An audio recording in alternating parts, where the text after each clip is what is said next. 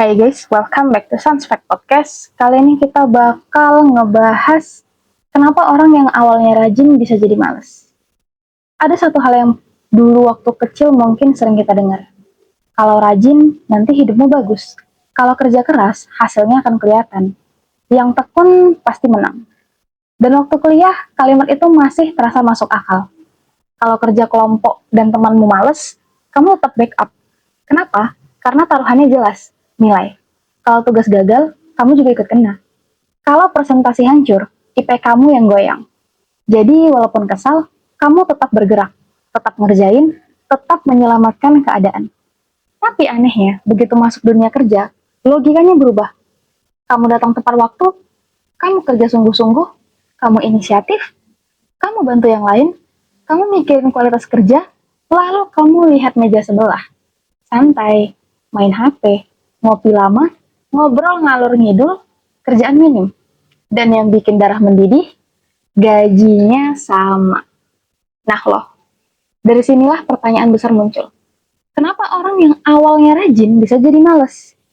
Jawabannya bukan karena dia tiba-tiba berubah jadi orang buruk, tapi karena manusia sangat peka terhadap ketidakadilan. Kalau kita lihat dari psikologi kerja, ada teori yang sangat relevan, equity theory, dari John Stacey Adams. Intinya sederhana, manusia akan membandingkan effort yang dia keluarkan dengan reward yang dia terima, dan juga membandingkannya dengan orang lain.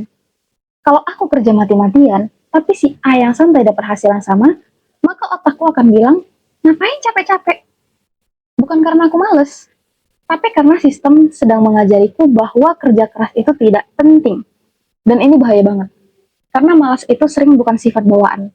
Kadang itu hasil pendidikan dari lingkungan. Mari jujur, ada banyak orang yang masuk kerja dengan semangat tinggi, idealis, rajin, mau belajar, mau bantu. Anak baru biasanya gitu.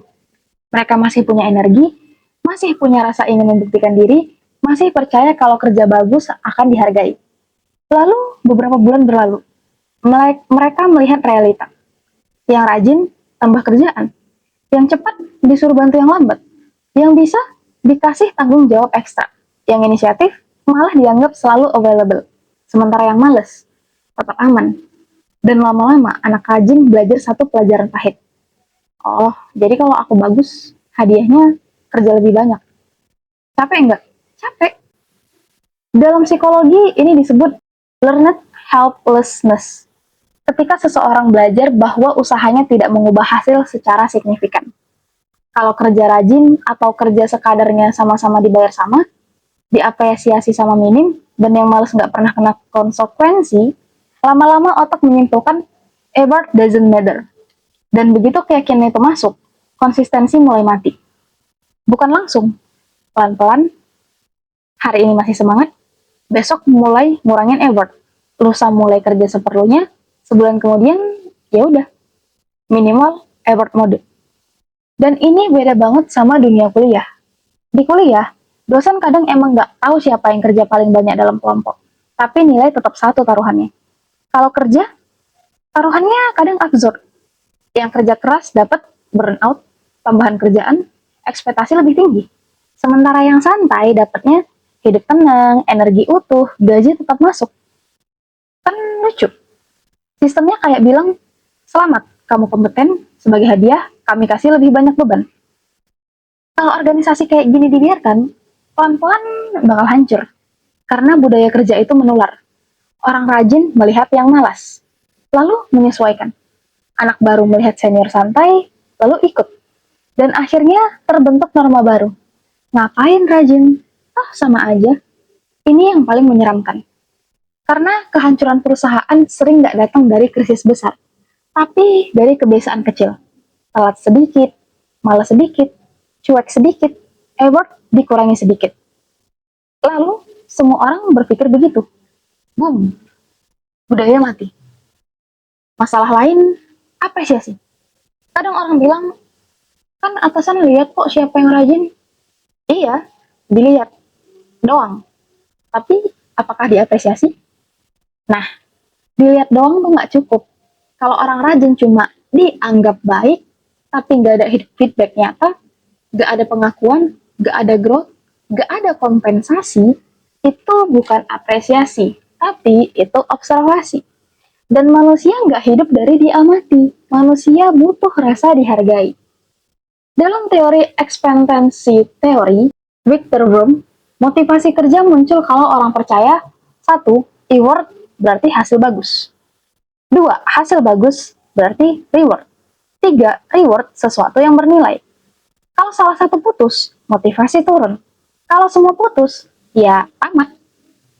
Ini kenapa banyak tempat kerja pelan-pelan busuk. Bukan karena orangnya dari awal jelek, tapi karena sistemnya menghukum yang rajin dan memelihara yang malas. Dan ini tragis. Karena kadang orang-orang terbaik bukan resign karena kerja keras, mereka resign karena ketidakadilan. Tapi ada satu hal yang perlu diingat. Kalau kamu mulai jadi malas karena lingkungan, itu manusiawi. Tapi jangan sampai kehilangan standar dirimu sendiri. Karena kalau semua orang jadi malas, yang hancur bukan cuma kantor, karaktermu juga. Jadi bedakan antara melindungi energimu dan kehilangan integritasmu. Karena iya, jangan mau dieksploitasi, tapi juga jangan sampai dunia bikin kamu jadi versi buruk dari dirimu sendiri. Mungkin solusi sebenarnya bukan jadi paling rajin terus, tapi kerja sehat, tahu batas, dokumentasikan kontribusi, komunikasikan beban, dan kalau sistemnya memang busuk, cari pintu keluar. Karena loyal pada tempat kerja yang membunuh semangatmu bukan kemuliaan, itu kelelahan yang dinormalisasi. Pada akhirnya, orang rajin tidak tiba-tiba jadi malas. Mereka hanya terlalu lama hidup di sistem yang mengajari bahwa effort tidak ada artinya. Dan kalau sebuah tempat kerja terus memelihara budaya itu, kehancurannya cuma soal waktu. So, thanks sudah dengerin podcast kali ini. Sampai jumpa di podcast selanjutnya. Kalau mau request, boleh komen di bawah. See you next video. Bye-bye.